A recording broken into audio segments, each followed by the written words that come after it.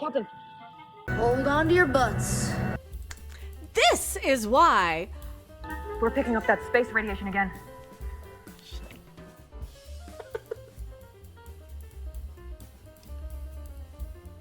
Whatever this is, does not appear to be native to the Blutar Nebula.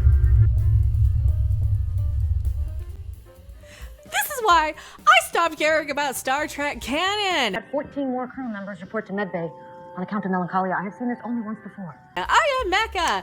That's because they can't keep their canon straight and they stopped trying, didn't they? So what do? I judge this on, is this entertaining or not? Did this entertain me? But Captain, we're outside of regulation space. Don't lecture me on jurisdiction, Lieutenant.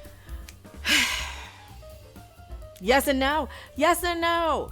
It is the laziest redo retcon, but who cares? Canon doesn't matter anymore with Star Trek that I've ever seen. This is episode 4 of Strange New Worlds season 3. And I am known for my diction. Yes, I'm still watching this. Why? Weird. Shut up, Rachel Zegler. This has nothing to do with you. Because that helps the algorithm, doesn't it? Saying Rachel, am I deranked with Rachel Zegler? I don't know. I'm deranked with Star Trek, not Starfleet Academy. See, that's what happens. So if you're watching these, definitely hit the thumbs up, subscribe if you haven't, and if you are in a position to help with the GoFundMe, I've been waiting for things I've applied for 3 months, sitting on people's desks that I qualify for with the cancer for actual help from this, and I'm behind, so help, please. I need some financial support if you're in a position to do so. If you could just comment on the videos, say that, share them, watch them. Now, get me the Agonian. Find whoever has been making those bot and new accounts daily and serve them with some sort of restraining order in my behalf. Thank you. Anyway. The Argonians are extremely dangerous space creatures. You don't think I know that? Any of that will do. And no, not Mon Mothma. This is the wrong show. We're talking about Strange New Worlds. This is a holodeck episode. Yes, they didn't have holodecks in TOS. I know that. You know that. We all know that. You don't think I know that? They wanted to do a fun holodeck episode because why? That's what we enjoyed in TNG. That's what we enjoyed, a lot of us, about Star Trek, is when they could just let their hair down and not be these solid, serious, we're fighting for our lives against, you know, the Borg or the Gorn or whichever alien race you want to be fighting for your life against. That your brother did not die by his own hand. That he was, in fact, murdered.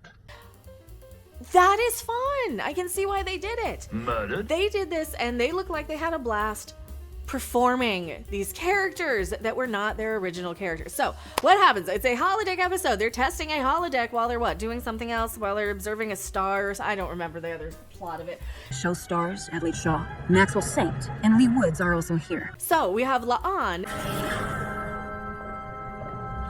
It's a La'an episode. It's all about her. Keep our hold on this. Indeed. He is sensitive. She is the one who has to go in and stress test this holodeck to see if it can handle everything, to see if it can handle what everything's throwing at it. Not only is the holodeck ginormous now, it is way bigger than it's ever been. You may run and evaluate the program on your command.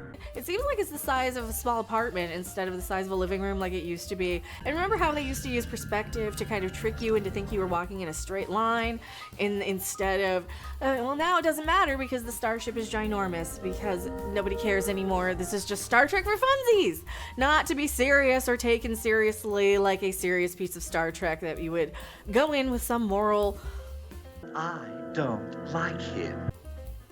debate. And no, it's none of that. None of that anymore. It's Klingon singing in space. It's how do we reboot Star Trek with what we remember of it, which is what? Spock. I like science. Make it so. Wait a minute, that's the wrong show. And who cares anymore about it? Computer, run program. La'an rips off the idea that we had in TNG to do a mystery, a murder mystery, where I can practically smell the ocean in the cigarette. she is now, I can't remember the fake author that she used, but she wears this little Carmen Sandiego hat to go on her little Dixon Hill Sherlock Holmes adventure from some fictional author. I don't know if it's a fictional author. It's very, White flag. Data. That's the other thing. Is this just some fictional author to make it like this YA detective? It's not an Agatha Christie type of detective novel. No, she looks exactly like Carmen Sandiego with the big red hat, and she goes into this holodeck. It's very, Lifelike. Data. But they don't start the episode like that. They start the episode as a mockery of TOS. They started mocking what you liked about TOS. What was that? The cheaper sets, the kind of over-the-top acting. Now, get me the Agonian. And the 1960s sci-fi aesthetic of the whole thing. Captain, I have the Agonians on the space phone. On viewer screen. They mock that, and they turn it into kind of a joke. Greetings from the USS Adventure. I am the captain of this vessel. I'm a little, I'm really offended by that. That does affect my entire viewing experience when you start out the show with this, that we learn later is a fake science fiction show that the characters of the holodeck novel have written and are actors of. Okay, so yeah, they're doing that. They start off with this cheap sci-fi where nobody's their own characters. They have Paul Wesley coming in as a Kirk type. Representing the whole of the Alliance of Outer Space Planets. Great use of the actors that they have on. I do love. I am Zipnock of the Triathic Agonian Empire. The alleged suicide note was written by a left-handed individual such as yourself. All worship to us, slow, pathetic, human food piles. How much fun they look like they were having with, yeah, let's just make it corny and cheesy and it's sci-fi, it's fun. Except when it's insulting to your original fan base. This is Star Trek for people who didn't watch Star Trek, but watch Saturday Night Live skits about Star Trek. That's what this is. Captain, I have the Agonians on the space phone. On viewer screen. That's fine if you want to enjoy that. I find it kind of insulting. To be honest. I find it a little bit more insulting to my intelligence. Conscious beings have will. The mind endows them with powers that are not necessarily understood. I have the Agonians on the space phone. On viewer screen. But now I get to treat this like it's B-movie, remake, reboot Trek, which it is, and riff the ever-loving crap out of it, which I enjoy. So, Conscious beings have will. The mind endows them with powers that are not necessarily understood. had they started with the, hey, we're going to set up a holodeck, that wouldn't have been too bad of a premise, and I wouldn't have been angry. But no, they started with the Paul Wesley on the ship, and this is all TOS. This is all what we think of TOS. I have the Agonians on the space phone. On viewer screen. So La'an has to go in and solve this murder mystery of somebody got killed, and I don't care who. The author of the murder mystery that she's inside of is played by Captain Pike, Anson Mount, and great job, great acting. He's a completely different character. They're all completely different characters. I like the cast a lot. The new Uhura, she does a great job.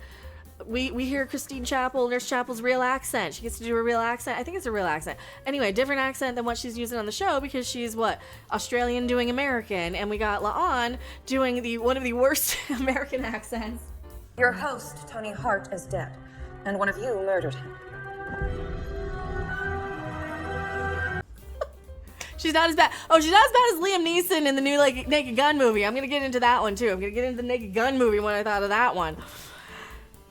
I did watch it.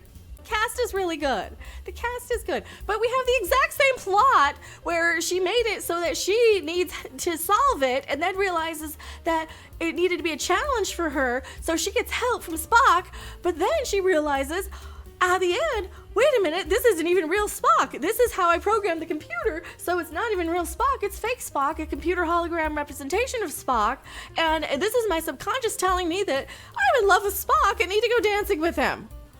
I just didn't take into account that the holodeck knew me better than I realized. F you, Star Trek. Seriously though. F you, Star Trek. Not only do they say, oh yes, we aren't going to have the holodeck. It requires way more power and way more than we can handle right now. No crap. That's why we didn't have one in TOS. Duh. You guys aren't even capable of making a new storyline. This is literally the Data Moriarty storyline where he's like, hey, create a holodeck program that's challenging for me. So they made Moriarty sentient, and then they had to put him in a little mini universe. Conscious beings have will. The mind endows them with powers that are not necessarily understood. And it just made me want to watch better Star Trek. Just made me want to go back and watch Data and Moriarty again. And that is its biggest flaw, is when it makes me want to watch better Star Trek that it's ripping off. 3 out of 10. I am Mecha. Thank you guys so much for watching. And An object has no life. I do. Professor, you are a computer simulation. which is infuriating because the whole point of the Data Moriarty episodes were not to screw around in the holodeck and put on a bunch of goofy costumes at the end of the day, which did help for the actors, but what the writers were trying to say, and what the writers on Strange New Worlds are incapable of saying, is what would you do if you had a character who was so sentient and advanced that they took over their entire simulation, and what would you do? Are they a new life form or are they not? That is an AI debate. I have consciousness. Which I see all the time with everything being AI now. There's AI job fairs, there's AI everything taking over everything. Problem is, AI doesn't buy anything. They have no use for money. You replace us with one AI, and then you replace an entire economic foundation. My jeans are blue. You get rid of one person who won't have a mortgage now. They won't buy food. They won't buy anything. And for every person you replace with AI, that's what I want to see more of in my science fiction. Warning, well, we've already had plenty of warnings against the AI from Twilight Zone on. But that's what Star Trek Strange New Worlds is incapable of giving me, is a real, honest science fiction mental gymnastics thought experiment where I can go in and be, what would I do in a situation where I was in a holographic simulation and the non-existent thing is now insisting it's existing, like Moriarty in a holodeck, for example. All worship to us, small, pathetic, human food pile. Would you kill it? Would you not kill it? No, you would put it, well, a civilized crew would figure a way for it to live and exist inside a microscopic holodeck all of its own to not harm anyone else out in the rest of the universe. This is so beautiful. Which is a theory that what the Earth is right now, was what I'm seeing. And Stranger Worlds does none of that. That's why it gets a low score. I am Mecha.